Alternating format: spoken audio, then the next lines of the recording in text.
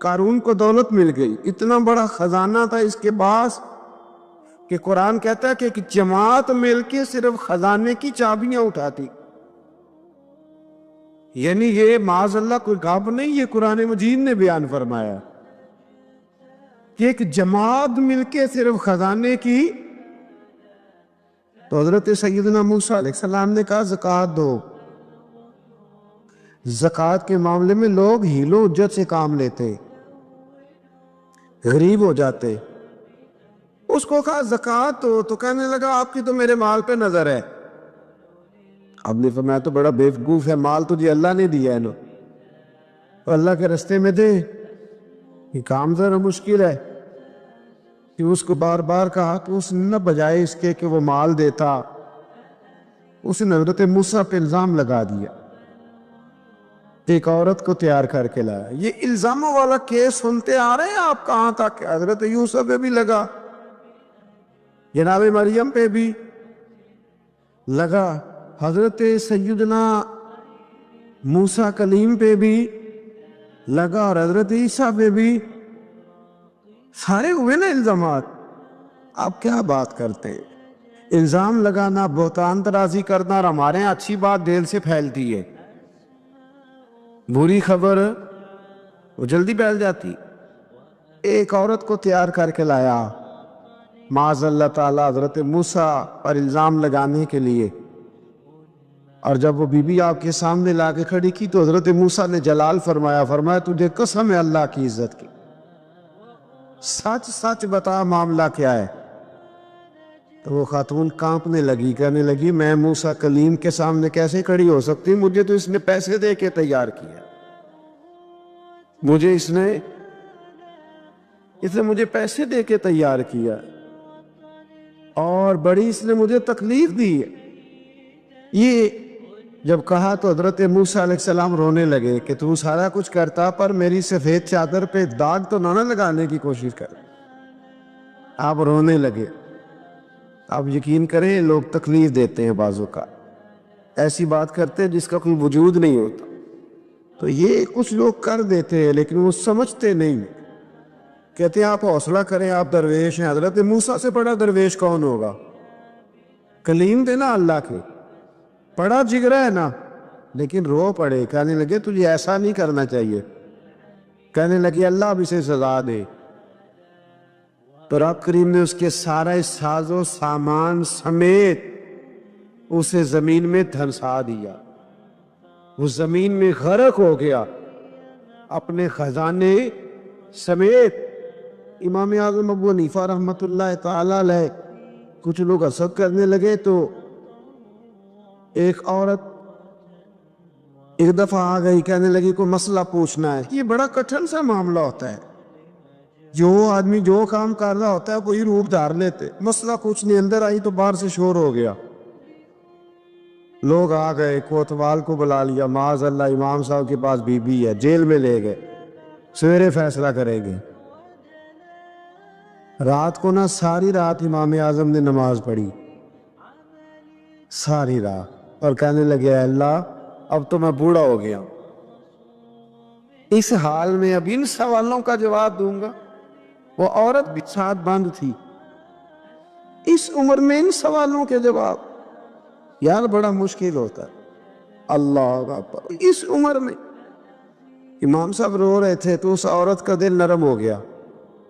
امام صاحب سے کہنے لگی مجھے غلطی ہو گئی، میں نے پیسے کسی سے پکڑ لیے تھے. حضور آپ تو اللہ کے نیک بندے.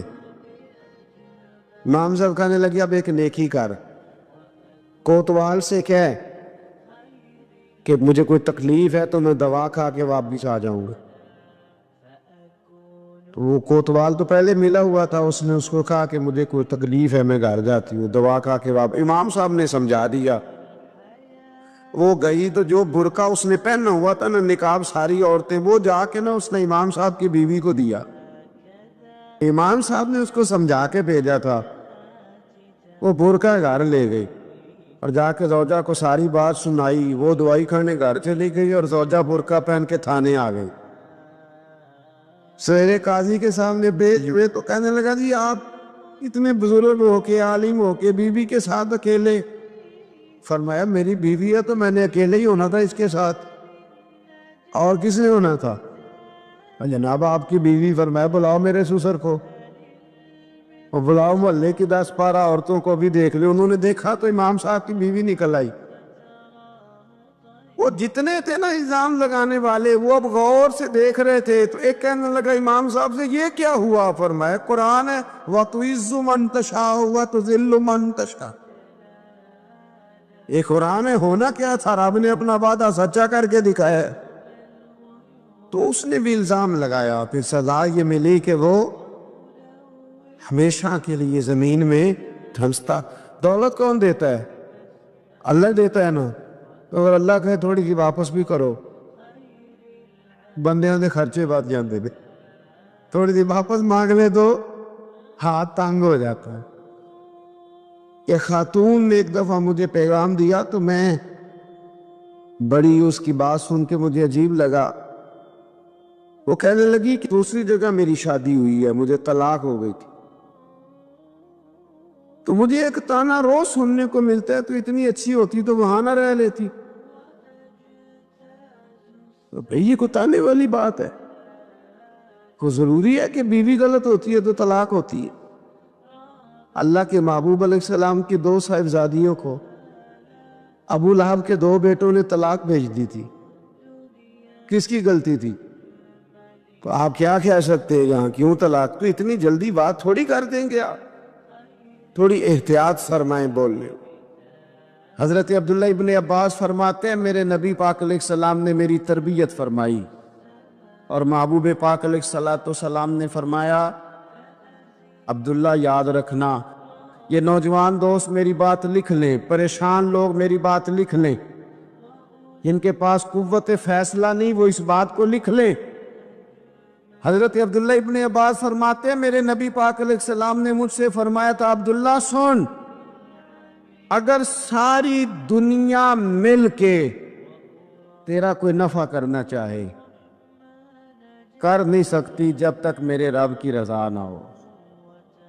اور فرمایا ساری دنیا مل کے تیرا کچھ بگاڑنا چاہے تو عبداللہ بگاڑ نہیں سکتی جب تک رب کریم کی حکمت کا تقاضا نہ ہو. لوگوں سے ڈرنا، لوگوں کی طرف دیکھنا، ماحول دیکھ کے اپنے راہ کا تعین کرنا، ہر بندے کے خیالات کے مطابق ڈھلنے کی کوشش کرنا، فلانا نہ ناراض ہو جائے، فلانا نہ ناراض ہو جائے، اور جس نے ہونا ہو جائے، بس رب رسول ناراض نہ ہو. اپنی زندگی میں اپنے مالک کو مولا جان کے بل اللہ مولاکم، اللہ تمہارا مولا ہے، وَهُوَ خَيْرُ النَّاصِرِينَ، وہ بہترین مددگار ہے. توجہ جب بھی کریں رب کی جانب کریں. اپنے دل کا قبلہ درست رکھیں، سوچوں کے زاویے سیدھے رکھیں. میرے بھائی مالک جب بندوبست کر دے نا، جب مالک بندوبست کر دے پھر ایسا بندوبست کرتا ہے کہ لوگوں کے پاس نا چارہ نہیں رہتا. حضرت مریم رضی اللہ تعالی عنہا پاک باز تھی، مسجد میں رہی تھی، پر مالک کی حکمت کے تقاضے بڑے عجیب ہیں نا. پھر جناب مریم کو اللہ تعالیٰ نے بغیر شوہر کی اولاد عطا کر دی. یہ بات ہی ایسی تھی. کسی نے کہا تھا کہ مخلوق تو فنکار ہے اس درجہ کے پل بھر میں سنگے در کعبہ سے بھی اصنام تراشے. تم کون ہو کیا چیز ہے داغے کبابی، لوگوں نے تو مریم پہ بھی الزام تراشے. تو لوگوں نے کہا کدھر سے لے آئی بچہ، تیرا باپ تو ایسا نہیں تھا، کہاں سے لے آئی؟ اللہ کرے میں آپ کو سمجھا سکوں، ذرا اپنے آپ کو وہاں کھڑا کریں کہ ایک پاک باز عورت، پاک باپ کی بیٹی، طیب ماں کی بیٹی، اور اللہ کے گھر میں پرورش پانے والی خاتون، ایک وہ وقت اور ایک یہ وقت کہ اس عورت کو کٹہرے میں کھڑا کر کے پوچھا جا رہا ہے کہ معاذ اللہ تیری گود میں بچہ جائز نہیں ہے، کہاں سے لائی ہے؟ اب خود سے صفائیاں بندہ کتنی کو دے، کتنی کو وضاحتیں کرے. اور میں نے تو اپنی زندگی میں دیکھا ہے زیادہ وضاحت دینے والے کو بھی لوگ جھوٹا سمجھنے لگ جاتے ہیں، زیادہ وضاحت دینے پر بھی لوگ کمزوری کا اظہار سمجھتے ہیں کہ کمزور پڑ گیا ہے۔ آپ صلح کی کوشش کرتے ہیں، سامنے والا بزدل سمجھ لیتا ہے، زیادہ وضاحتیں بھی کمزور کر دیتی ہیں۔ اب حضرت مریم کو کٹہرے میں کھڑا کر کے کہا بچہ کس کا ہے؟ تو پھر خدا بندوبست جب کرے، اللہ جب مددگار ہو، تو پھر حضرت مریم کی گواہی درختوں سے نہیں دلوائی، اس نے پتوں سے نہیں دلوائی، پھر فرشتے نہیں بھیجے۔ حضرت مریم کہنے لگی مجھ سے نہ پوچھو، وہ جو پنگوڑے میں ہے اسی سے پوچھ لو، ان سے پوچھو نا، وہ کون ہے پوچھ لو، ان سے کر لو سوال۔ انہوں نے کہا پنگوڑے میں چند دنوں کا بچہ یہ جواب دے گا؟ مددگار تھا رب،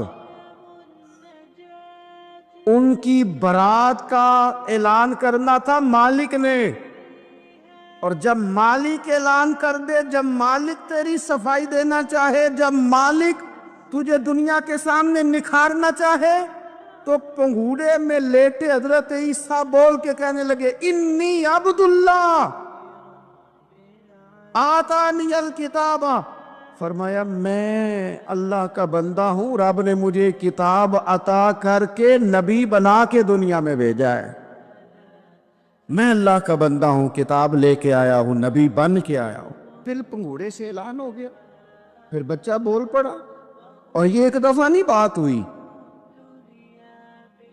یہ بنی اسرائیل میں ایک جریج نام کے شخص بھی تھے جو نماز پڑھ رہے تھے، بعض نے لکھا ہے نفل نماز تھی، اماں نے پکارا تو آئے نہیں، تو ماں کے منہ سے نکل گیا تو اتنی دیر تک مرے گا نہیں جب تک کسی بے حیا عورت کا منہ نہ دیکھ لے۔ تو وہ عبادت گزار تھے، لیکن لوگوں نے ان کی عبادت، ریاضت، پرہیزگاری کو نہیں دیکھا، بس ایک عورت کو بھیج کے الزام لگوا دیا۔ وہ عورت آیا جایا کرتی تھی، اب آ جاتی ہیں عورتیں، مسئلہ پوچھنے کی نیت سے بھی آ جاتی ہیں، ماحول میں کچھ جگہ ایسی بھی ہیں جہاں عورتیں دم کرانے کے بہانے آ جاتی ہیں۔ وہ خاتون آتی جاتی تھی، اس خانقاہ پہ، آستانے پہ، یہ بخاری میں موجود ہے، پھر اس نے کہا میری گود میں جو بچہ ہے یہ انہی کا ہے، مجھے بتائے کیسے بندہ وضاحت دے؟ حالات خراب ہو گئے، لوگ کٹیا جلانے لگے، ماحول اور طرح کا بن گیا۔ میرے نبی پاک علیہ الصلوۃ والسلام فرماتے ہیں پھر اس رب کے بندے نے کہا مالک تو کریم ہے، تیری مشیت کا تقاضا آیا جو میری ماں نے جملے بولے تھے، اور اب میں وضاحت دینے کے قابل نہیں رہا، اب تو ہی کرم کرے گا تو دروازہ کھلے گا۔ تو وہ چند دنوں کا بچہ پنگوڑے میں بول کے کہنے لگا میں اس درویش کا نہیں، میں تو فلانے چرواہے کا بچہ ہوں، وہ جو بکریاں چراتا ہے۔ رب کی مدد کو پکاریں، اپنے ساتھ اپنے مالک کی مدد کو شامل کریں، تھوڑے رزق پر بھی گزارا اچھا ہونے لگ جائے گا۔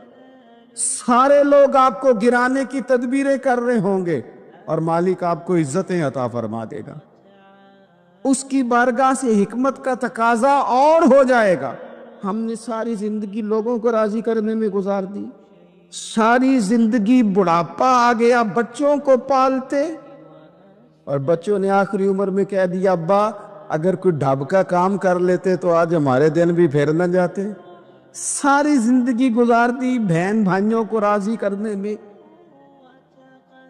ساری زندگی گزار دی ذمہ داریاں اٹھانے میں، ان کو 99 دفعہ دیا، ایک دفعہ نہیں دیا تو انہوں نے کہہ دیا تو نے تو کبھی دیا ہی نہیں، تو تھا ہی نہیں۔ ساری زندگی محلے داروں، علاقے والوں کو راضی کرنے میں گزار دی۔ اور میں نے ایسے لوگ بھی دیکھے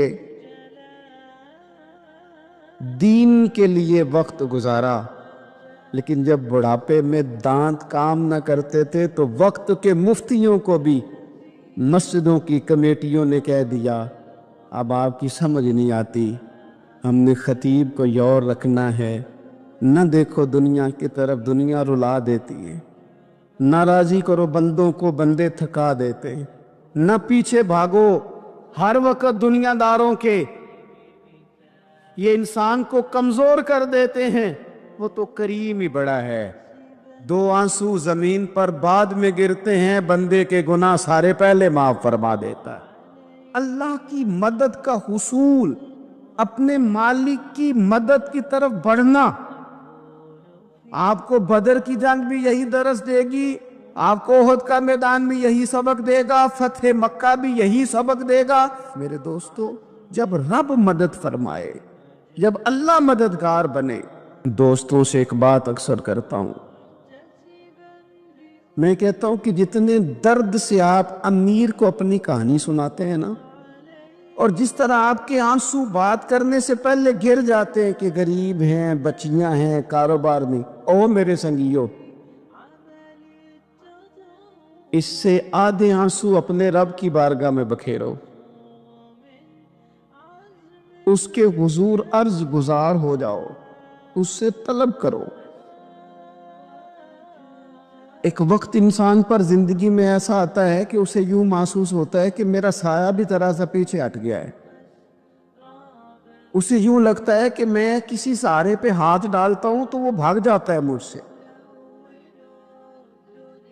لیکن مالک کی بارگاہ ایسی عظیم بارگاہ ہے، رب رسول کے آستانے اتنے بڑے ہیں کہ آپ جب وہاں کشکول طلب دراز کرتے ہیں تو جھولی پھیلانے میں دیر لگتی ہے، ان کو بھرنے میں تو کوئی دیر نہیں لگتی۔ ہم نے اپنا سوچ کا قبلہ ہی دنیا کو بنا لیا ہے۔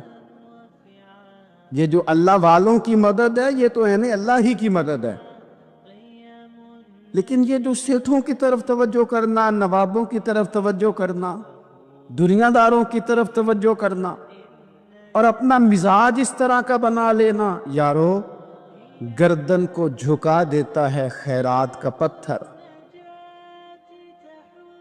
جہاں میں مانگنے والوں کے سر کبھی اونچے نہیں ہوتے۔ اور اقبال کہتے ہیں غیرت ہے بڑی چیز جہان تگ و دو میں، پہناتی ہے یہ فقر کو تاج سردارا۔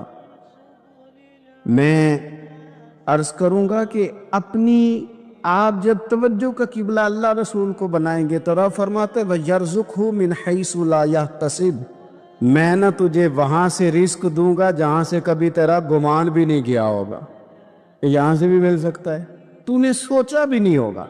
بخاری شریف میں حدیث ہے، حضرت جابر ابن عبداللہ فرماتے ہیں نبی پاک صلی اللہ علیہ وسلم نے 300 لوگوں کا ایک لشکر روانہ کیا کسی مہم کے لیے، کسی جہاد کے لیے۔ حضرت ابو عبیدہ بن جراح رضی اللہ تعالیٰ عنہ امیر لشکر تھے۔ فرماتے غربت اتنی زیادہ تھی، بھوک اتنی زیادہ تھی کہ ایک ایک کھجور دن میں ایک وقت کھانے کو ملتی تھی، اور کچھ دن ایسے آئے کہ اب کھجور بھی نہیں مل رہی۔ فرماتے اتنی زیادہ بھوک لگی مجاہدین کو، 300 بندہ پتے کھا کے گزارا ہونے لگے۔ یہ بخاری میں موجود ہے۔ آپ فرماتے کہ دریا کے کنارے ہمارا پڑاؤ تھا، ٹھہراؤ تھا، جب بھوک سے نڈھال ہو گئے نا، وَيَرْزُقْهُ مِنْ حَيْثُ لَا يَحْتَسِبُ، اللہ وہاں سے روزی دیتا ہے، گمان بھی نہیں ہوتا۔ فرماتے ایک مچھلی اللہ تعالیٰ نے دریا کے کنارے بھیجی، فرماتے ہیں وہ تھی تو مچھلی پر پہاڑ جتنی تھی۔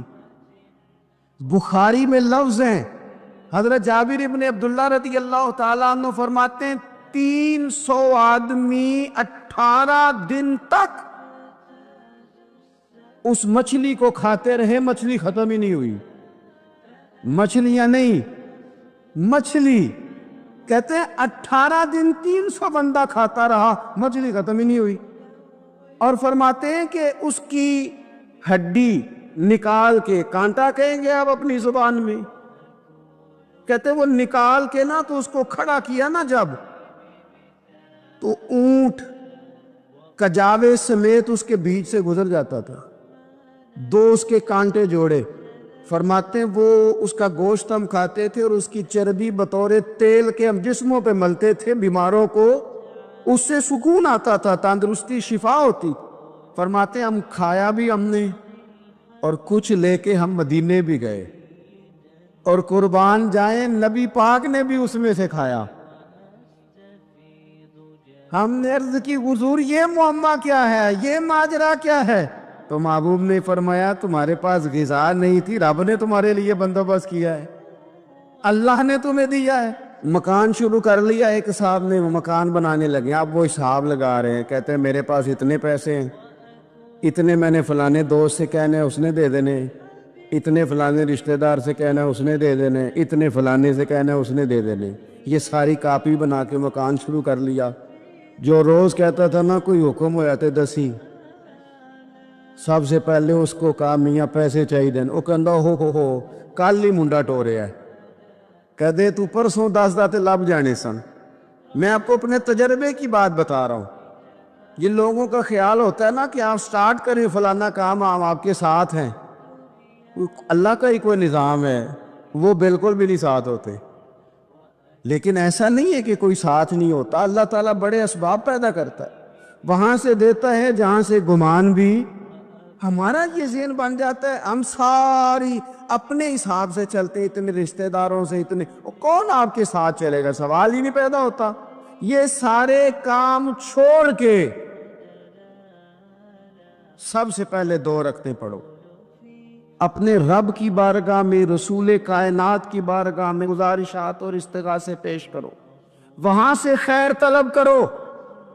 دنیا دار کیا دیں گے، کیا دے سکتے ہیں، کیا حیثیت ہوتی ہے کسی، اللہ کہتا ہے وہاں سے دوں گا۔ تو جو اللہ مال دے وہ لینا چاہیے کہ رشتہ داروں کا مال دیکھنا چاہیے؟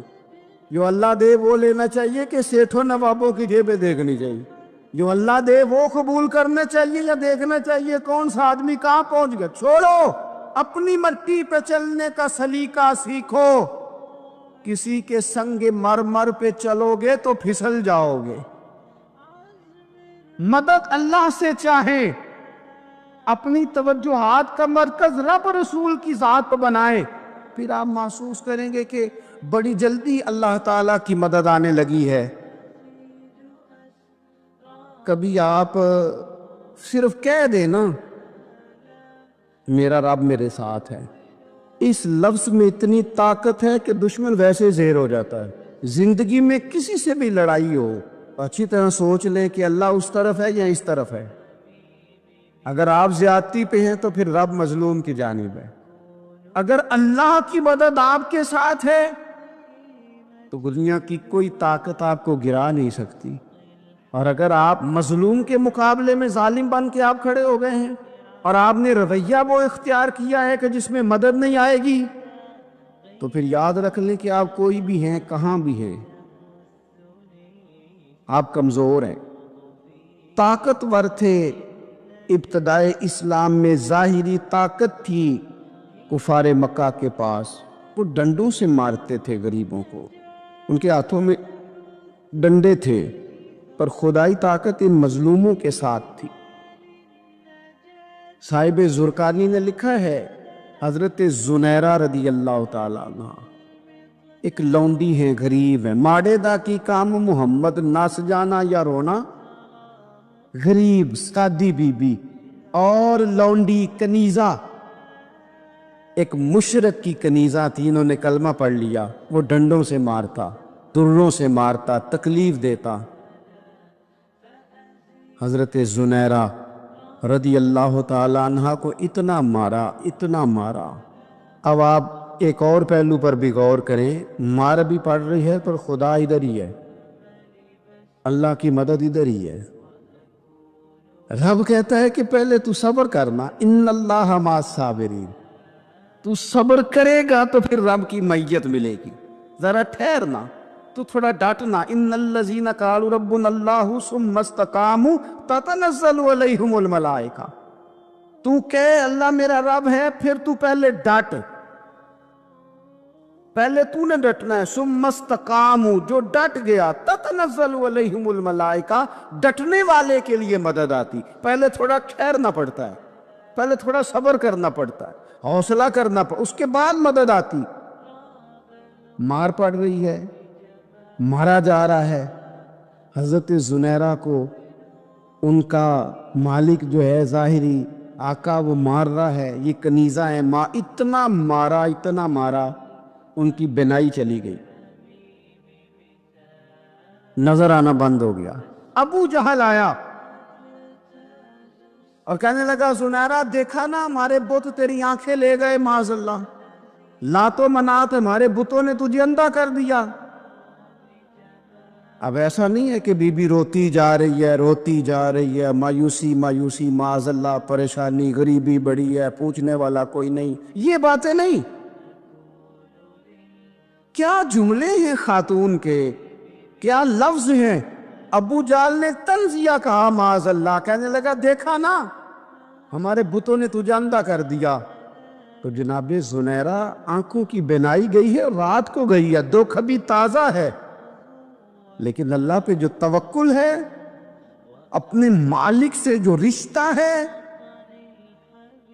وہ اتنا مضبوط ہے، اتنا طاقتور ہے، اس میں اتنی گہرائی ہے کہ حضرت زنیرہ بول کے نا اتنی قوت سے بولی، اتنی طاقت سے بولی کہ پورے کفر پر لرزہ طاری ہو گیا۔ فرمانے لگی تمہارے پتوں کی کیا اوقات ہے کہ وہ میری بینائی لے جائیں، یہ میری رب کی حکمت کا تقاضا ہے۔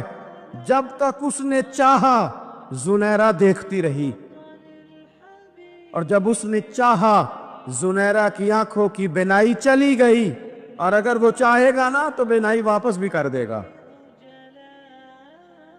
اگر ہو ذوق یقین پیدا تو کٹ جاتی ہیں زنجیریں، اگر وہ چاہے گا تو بینائی آ بھی جائے گی۔ حضرت زنیرہ نے رات کو یہ لفظ کہے، ابو جال اور سارے کفار ڈر کے سن کے چلے گئے، آپ اطمینان سے آ کے بستر پہ سوئی۔ جب سویرے اٹھی تو اللہ نے آنکھوں کی روشنی واپس کر دی تھی، آنکھوں کی اب چھڑی پکڑی ہے، بازاروں میں گھومتی ہے، کہتی ہیں بلاؤ کدھر ہے تمہارے لات و منات، دیکھو میرے رب نے روشنی واپس کر دی، آ کر میرے ساتھ ادھر آ، ستمگر ہنر آزمائے، تو تیر آزما ہم جگر آزمائے۔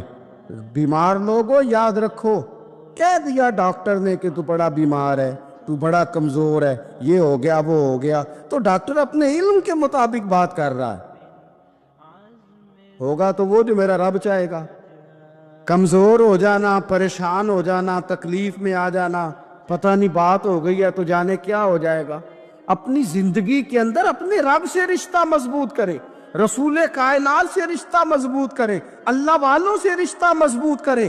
حضرت زنیرہ نے پیغام دیا کہ زندگی میں جو جینا چاہتے ہیں تو وہ رب کا نام لے کے جی سکتے ہیں، جو اپنی زندگی میں خوشیاں دیکھنا چاہتے ہیں تو رسول اللہ کے نام پر خوشیاں دیکھی جا سکتی ہیں۔ توکل کی بنیاد پر بندہ خوشیاں لے سکتا ہے، اور اگر انسان میں توکل نہیں ہے تو پھر وہ اس کالے جادو سے بھی ڈر رہا ہے، وہ نیلے سے بھی ڈر رہا ہے، وہ پیلے سے بھی ڈر رہا ہے، وہ فلانے سے بھی ڈر رہا ہے، وہ میرے خلاف فلانا رشتہ دار سازش کر رہا ہے تو ڈر رہا ہے، فلانا میرے بارے میں یہ کر رہا ہے تو ڈر رہا ہے، وہ پتہ نہیں دنیا ادھر ہو جائے گی تو کیا ہو جائے گا، اٹھ باندھ کمر کیوں ڈرتا ہے، پھر دیکھ خدا کیا کرتا ہے۔ تو اس ساری گفتگو کا نچوڑ آپ کو یہ عرض کیا ہے، سب سے پہلے تو یہ کہ میدانوں میں مدد بھی اللہ کی، رزق میں مدد بھی اللہ کی، فصلیں خشک ہوں تو مدد پھر بھی اللہ کرے تو پھر ساری مدد، اور اگر انسان بیمار ہو تو پھر بھی مدد اللہ کی۔ تو اپنے اللہ کی جانب توجہ کو بڑھائیں، آپ اللہ سے مدد کے سوالی بنیں۔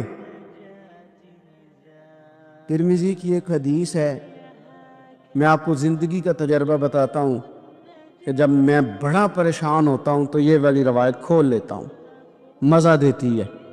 میرے نبی پاک علیہ السلام نے فرمایا اپنے دکھ سیٹھوں نوابوں کو نہ کہنا، مالداروں کا نہ کہنا، ورنہ اللہ تمہیں کبھی غنی نہیں کرے گا۔ فرمایا اپنے دکھ اپنے رب کی بارگاہ میں عرض کرنا، جلدی کرے یا دیر سے کرے اللہ تمہیں لوگوں سے بے نیاز کر دے گا، اللہ تمہیں غنی کر دے گا۔ رات کو بیٹھو نا اس کی بارگاہ میں۔ امام غزالی سے کسی نے پوچھا تھا، امام غزالی سے، کہ حضور اللہ کا بندے سے راضی ہونا کمال ہے یا بندے کا اللہ سے راضی ہونا کمال ہے؟ تو امام غزالی مسکرائے، فرمانے لگے رب تو بڑا ہی مہربان ہے، وہ تو بڑی جلدی راضی ہو جاتا ہے، وہ تو مسجد میں آ کے توبہ کرے تو اللہ راضی، کسی یتیم کے سر پہ ہاتھ پھیرو تو اللہ راضی، وہ تو کسی اندھے کو رستہ دکھایا تو اللہ راضی ہو گیا، وہ تو طوائف نے کتے کو پانی پلایا تو اللہ، امام صاحب فرمانے لگے یہ بندہ ہے جو اللہ سے راضی نہیں ہوتا، جس کے پاس اولاد نہیں وہ کہتا ہے چلو ایک بیٹی مل جائے تو میں راضی ہوں، بیٹی مل گئی تو کہتا اب ایک بیٹا بھی ملے تو پھر راضی ہوں، پھر کہتا ہے یہ دونوں اچھی تعلیم حاصل کر لے تو پھر میں راضی ہوں، پھر کہتا ہے یہ بہت زیادہ پیسے کمائے تو پھر میں راضی ہوں، بہرحال راضی ہوتا۔ لیکن جو راضی ہو جاتا ہے نا، اللہ اکبر، جو اللہ سے راضی، سکھ ہی بڑا رہتا ہے، سکون میں بڑا رہتا ہے، مطمئن بڑا رہتا ہے، جو سمجھ لیتا ہے نا کہ جو میرے رب نے بہتر سمجھا وہ میرے اللہ نے مجھے۔ میں کبھی کبھی سوچتا ہوں کہ یار حضرت بلال حبشی نے کوئی عہدہ نہیں مانگا ساری زندگی، انہوں نے نہیں کہا مجھے بھی ایک صوبے کا گورنر بناؤ میری بھی خدمات ہے، مجھے بھی وزیر خزانہ بناؤ میرا بھی کچھ بنتا ہے، ایک دفعہ نہیں کہا سیدنا بلال حبشی رضی اللہ تعالیٰ عنہ نے کہ میری بھی کوئی ڈیوٹی ایسی ہونی چاہیے کہ مجھے چلو سپہ سالار ہی بنا دیا جائے۔ ساری زندگی مسجد میں جھاڑو دیا تو اسی پہ راضی رہے، ساری زندگی محبوب کے مہمانوں کا لنگر پکایا تو اسی پہ راضی رہے، ساری زندگی میرے محبوب علیہ السلام کے بچوں کی نوکری کی تو اسی پہ راضی رہے، راضی بالرضا رہے۔ حضرت سیدنا موسیٰ علیہ السلام نے عرض کی کوہ طور پہ جا کے مولا میری قوم پوچھتی ہے کہ کوئی ایسا کام بتا جو ہم کریں تو ہم سے راضی ہو جائے۔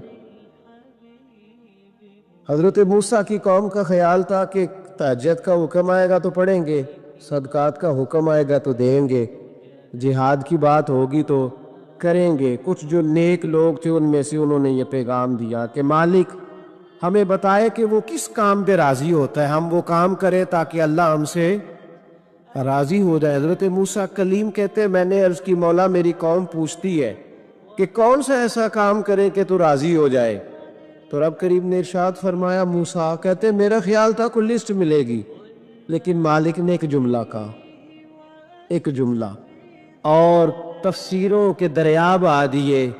عرش کے مالک نے فرمایا موسیٰ ان سے کہو جا کے کہ وہ مجھ سے راضی ہو جائے میں ان سے راضی ہو جاؤں گا، مجھ سے راضی ہو جائے۔ بندے اللہ سے راضی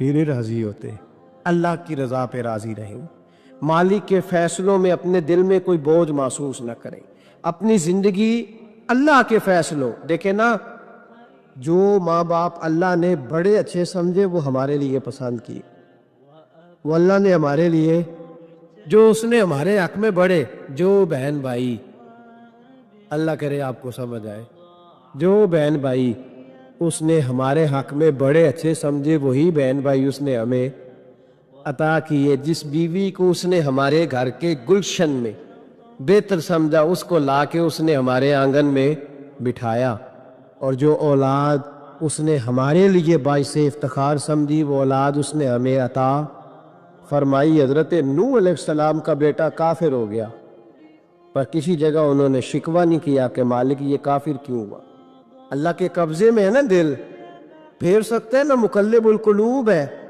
لیکن حضرت نوح نے دعا اللہ کی رضا پر راضی رہے، سمجھو کہ میرے حق میں جو بہتر تھا مالک نے وہ چیز مجھے عطا کر دی۔ ہم یہ سوچتے ہی نہیں کہ ہمیں نہیں پتا ہمارے حق میں بہتر کیا ہے، ہمارے رب کو پتا ہے۔